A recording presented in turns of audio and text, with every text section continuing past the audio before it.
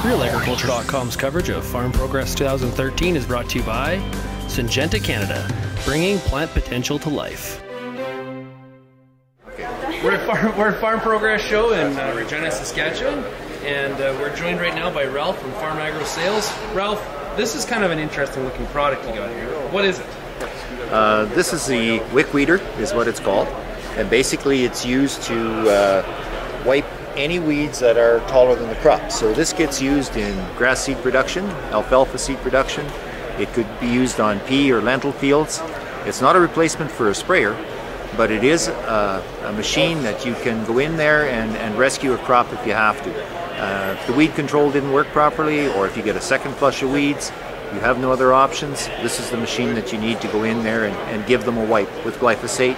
And in some cases we can put in other chemicals also, depending if you wanted to get rid of Roundup Ready canola, for instance, we could put something like a 2,4-D into this machine and also use it. So the key here with the ropes, it doesn't drip, it rubs. That's correct. We're not dripping anything onto the plants underneath. A slight drop here and there in the field, you will never find it. You would walk for miles before you'd find a spot where it landed on the plant. So, because of the ropes, they're soaked with the product. Right. How do you clean it out? Like if you had glyphosate in it, are you pretty much like, okay, we're sticking with glyphosate, or is there a way to clean out the ropes and go to a different product? Because we're only wiping the weeds up on top, we really don't have to clean it out. Because it doesn't matter if we mix in another couple chemicals. If the chemicals are not compatible, we can actually just unscrew the one cap on the one end of the tube, and we can this is garden hose fitting, so we can actually put a garden hose onto the other end, and we can flush it completely from one end to the other. Okay, and what kind of crop? What are some of the applications that are most common for this type of device? Most common for the smaller units like this, for the ATVs and so on, guys would be using those on pasture. So they might have a group of yearlings would go in and graze.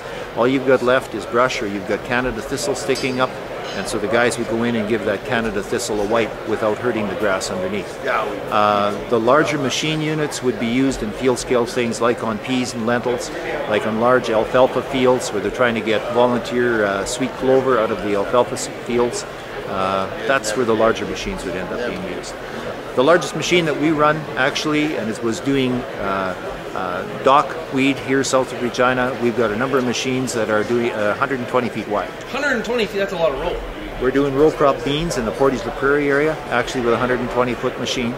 And again, very, very simple. Also uses very, very little chemical.